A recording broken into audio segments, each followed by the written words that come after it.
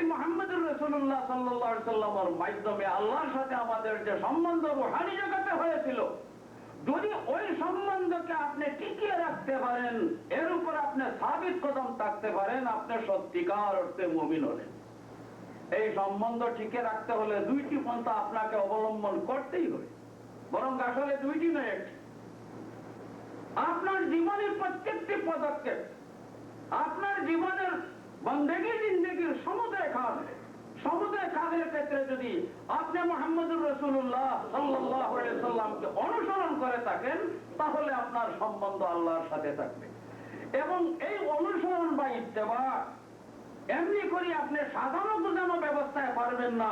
সত্যিকার অনুসরণকারী আপনি হতে হলে আপনার অন্তরের অন্তঃস্থলে সারা সৃষ্টির সবকিছুর চেয়ে আল্লাহ হাবিবের সাথে আপনার মহব্বত অধিক হওয়া দরকার। যেভাবে আল্লাহ রাব্বুল আলামিন কুরআন শরীফে ফরমায়েছেন যে মুমিন যে হবে সত্যিকার, দুনিয়ার বহু ব্যক্তির সাথে, দুনিয়ার বহু বস্তুর সাথে তার সম্বন্ধ থাকতে পারে, আন্তরিক থাকতে পারে, কিন্তু সত্যিকার মুমিন হলে আমি আল্লাহর সাথে তার মহব্বত হবে অধিক। ওয়াল্লাযীনা আমানু আশাদ্দু হুব্বাল লিল্লাহ। এই মহব্বত হলো সম্পর্ক কায়েম রাখার ভিত্তিপ্রস্তর। ঠিক তদ্রূপ আল্লাহর সাথে সম্পর্ক রাখতে হলে আল্লাহ এবং আমাদের মাঝখানের যে মাধ্যম, যে ওসিলা, যে জরিয়া, তার সাথে সম্পর্ক রাখতে হবে। এবং তার সাথে সম্পর্ক রাখতে হলে পুরোপুরি ইত্তেবা বা অনুসরণ করতে হবে। এবং সত্যিকার অনুসরণ করতে হলে এই অনুসরণ মহব্বত ভিত্তিক হতে হবে। যদি রাসূলুল্লাহ সাল্লাল্লাহু আলাইহি সাল্লামের প্রতি আপনার মহব্বত না থাকে, আপনার আন্তরিক সম্পর্ক না থাকে, জীবনের সর্বক্ষেত্রে আপনি অনুসরণ করতে পারবেন না।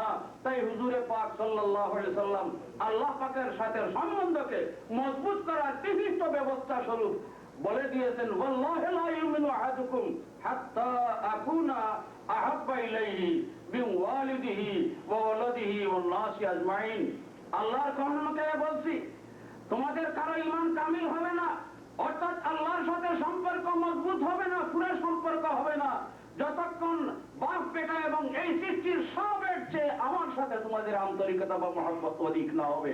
কারণ হুজুরে পাক সাল্লাল্লাহু আলাইহি সাল্লাম আল্লাহ এবং বান্দার মাঝখানের মাধ্যমের সাথে সম্পর্ক মজবুত না হলে আসলের সাথে সম্পর্ক মজবুত হওয়ার কোনো চিন্তাই করা যায় না। এই মহব্বত ভিত্তিক ইত্তেবা যদি আপনার মধ্যে থাকে এবং অনুসরণ করে থাকেন, তাহলে আল্লাহর সাথে ওই সম্বন্ধ আপনার কায়েম থাকবে। এটার নাম হবে ঈমান। এবং সম্বন্ধ আপনার কায়েম থাকবে, এটার নাম হবে ঈমান। এবং এই ঈমানকে আপনি সালামত নিয়ে যেতে হবে আখিরাত পর্যন্ত। ইল্লাল্লাযীনা আমানু। 2 নম্বরে হলো ওয়া আমিলুস সালিহাত।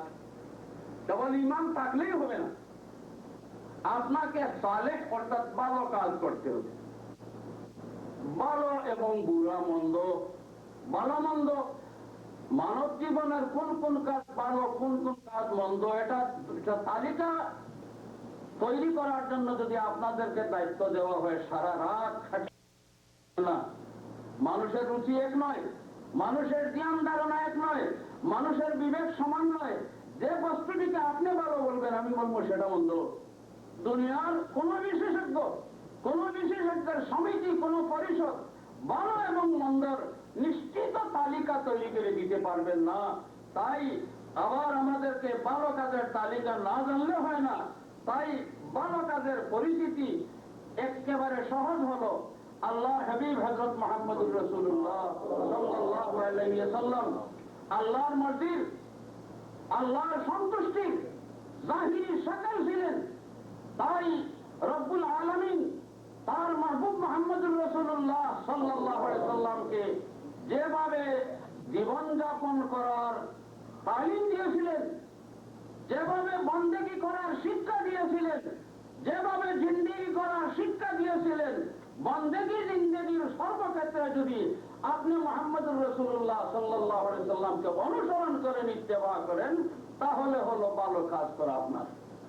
রাসূলুল্লাহ সাল্লাল্লাহু আলাইহি ওয়াসাল্লাম যেহেতু আল্লাহর সন্তুষ্টির বাহ্যিক স্যাম্পল, তাই মুহাম্মদুর রাসূলুল্লাহ সাল্লাল্লাহু আলাইহি ওয়াসাল্লাম যতটি কাজকে ভালো বলেছেন, ভালো হিসাবে করেছেন, অন্য কেউ করলে অসন্তুষ্ট হন নাই, সম্মতি দিয়েছেন, নীরব রয়েছেন, চুপ রয়েছেন। এই সমুদয় কাজ হলো ভালো কাজ। আর যে সমস্ত কাজে নিজে নারাজি প্রকাশ করেছেন, যে সমস্ত কাজ নিজে বর্জন করেছেন, অন্য কাউকে করতে শুনলে বা দেখলে অসন্তুষ্টি প্রকাশ করেছেন, এই সমস্ত কাজ হলো মন্দ কাজ। আমিলুস সালিহাতের উপর আমল করার সহজ পন্থা হলো হযরত মুহাম্মদুর রাসূলুল্লাহ সাল্লাল্লাহু আলাইহি সাল্লামকে অনুসরণ করা, পুরোপুরি ইত্তেবা করা। আর পুরোপুরি অনুসরণ আপনার পক্ষে সম্ভবই হবে যদি আপনার মধ্যে আন্তরিকতা থাকে। আর আন্তরিকতা না হলে বন্ধুরা, রাসূলুল্লাহ সাল্লাল্লাহু আলাইহি সাল্লামের অনুসরণ করা পুরোপুরি আপনার পক্ষে সম্ভব হবে না। আপনি নিজে পরীক্ষা করে দেখতে পারেন। এতটুকু বললেই আজকের কথা আমার শেষ করছি। একটি বিশেষ অনুরোধ আপনাদের খেদমতে। আপনারা এদেশে যারা পাড়ি জমিয়েছেন, আপনাদের উপর একটি দায়িত্ব আমাদের দেশে যারা অবস্থান করি তাদের চেয়ে বেশি। আপনারা যে দেশে বসবাস করছেন বর্তমানে, এদেশের মতো এত মিথ্যাপ লোকজন আল্লাহর জমিনের কথাও আছে বলে আমি জানি না। দুনিয়ার এমন কোন ধর্ম নাই, এমন কোন কৃষ্টি নাই, এমন কোন রং নাই, এমন কোন ভাষা নাই, এমন কোন জাতি নাই যাদের মধ্যে কিছু সংখ্যক লোক এখানে আসে নাই। ঠিক বলছি না? যদি এমন অবস্থায় আপনারা আপনাদের ধর্মীয় স্বাতন্ত্র্যকে রক্ষা না করেন, আপনাদের দ্বীনি স্বায়ত্তকে রক্ষা না করেন, আপনাদের পরিস্থিতিকে আপনারা কায়েম রাখতে না পারেন, তাহলে অত্যন্ত আক্ষেপের ব্যবহার। গৌরব করি, কেবল আমরা গৌরব নয়, সারা দুনিয়ার কাছে স্বীকৃত তামাম আম্বিয়া কেরামের চেয়ে মর্যাদা সবচেয়ে বেশি খান হযরত মুহাম্মদুর রাসূলুল্লাহ সাল্লাল্লাহু আলাইহি সাল্লামের। আমরা সৃষ্টির সেরা নবীর উম্মত, সৃষ্টির সেরা নবীর উম্মত। তাই আমাকে ভাবতে হবে এখানে হযরতে মুসার উম্মত রয়েছে, হযরতে ঈসার উম্মত রয়েছে, আরো ধর্মগুরুর অনুসারীরা রয়েছে। আমি যদি মুহাম্মদুর রাসূলুল্লাহ সাল্লাল্লাহু আলাইহি সাল্লামের সত্যিকার উম্মত হই, আমার কথায়, আমার কাজে, আমার আচরণে এই পরিচিতি থাকতে হবে যে আমার সম্পর্ক মুহাম্মদুর রাসূলুল্লাহর সাথে। তাই ওই হিসাবে আমি সৃষ্টির অন্যান্য নবীর উম্মতের চেয়ে আমার মর্যাদা বেশি। যদি আপনারা নিজের পরিচয় কায়েম রাখতে না পারেন, যদি আপনারা নিজের স্বাতন্ত্র্য রক্ষা করতে না পারেন, তাহলে আপনাদেরকে কঠিন জবাবদিহির সম্মুখীন হতে হবে আল্লাহর হাবিব হযরত মুহাম্মদুর রাসূলুল্লাহ সাল্লাল্লাহু আলাইহি সাল্লামের দরবারে। অবশ্য আপনারা ইচ্ছা করেই পাড়ি দিয়েছেন, কিন্তু মনে রাখবেন, মাশাআল্লাহু কানা মা লাম ইয়াশা লাম ইয়াকুন। আল্লাহ তাআলার ইচ্ছা না হলে আপনারা আসতে পারতেন না।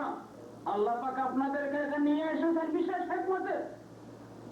হুজুরে পাক সাল্লাল্লাহু আলাইহি সাল্লাম সজুরে ঘোষণা করে দিয়েছেন, ওই তাইফ থেকে ফিরার দিন ইসলাম যে জমিনে থাকবে না এই ধারণাই তোমার। আমি আল্লাহর কসম করে বলছি, যতক্ষণ পর্যন্ত এই দুনিয়ার আনাচে কানাচে প্রত্যেকটি কুফরিস্তানের কোনায় কোনায় আমার ধর্ম না পৌঁছবে, রব্বুল আলামিন কিয়ামত কায়েম করবেন না। আমি যা চিন্তা করি, এদেশে ইসলাম পৌঁছার আল্লাহর বিশেষ কৌশল এবং হিকমত হলো আল্লাহর হাবিবের উম্মত আপনাদেরকে এখানে পার করে দেওয়া হয়েছে। অতএব আপনাদের দায়িত্ব ওদের অনেক অনেক বেশি। তবে আপনাদের বেলায় তেমন চিন্তা করা যায় না। আপনারা মুসলমানই নিয়ে এসেছেন, ইসলামকে চিনিয়ে এখানে এসেছেন। আমি অধিক চিন্তিত হলাম ওইসব ছেলেপেলেদের বেলায় কচি কাঁচাদের কারণে, যারা এখানে জন্ম নিয়েছে, যারা আপনাদের দেশের পরিবেশ পায় নাই, যারা ইসলামী চর্চা আলোচনা শুনতেছে না, যাদেরকে সারাটা দিন কাটাতে হচ্ছে ওই পরিপন্থী পরিবেশে, ওই সমস্ত ছেলেপেলেকে, ছেলে মেয়েদেরকে মুসলমান হিসাবে টিকিয়ে রাখতে হলে আপনাদেরকে বিহিত ব্যবস্থা অবলম্বন করতে হবে। আল্লাহ পাক আমাদের সবাইকে তৌফিক দান করুন।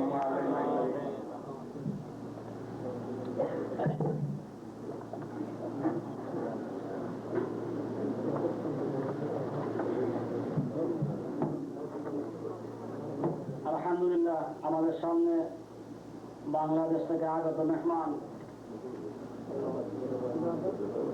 উপমহাদেশের মশহুর হাদিস বিশারদ উস্তাদুল মুহাদ্দিসিন পীরে কামিল আলহাজ হযরত মাওলানা মোহাম্মদ হাবিবুর রহমান সাহেব অত্যন্ত গুরুত্বপূর্ণ আলোচনা রেখেছেন এবং সময় মতো উনি সংক্ষিপ্ত করেছেন। আমরা যা শুনেছি আল্লাহ সুবহানাহু ওয়া তাআলা আমাদেরকে আমল করার তৌফিক দান করুন।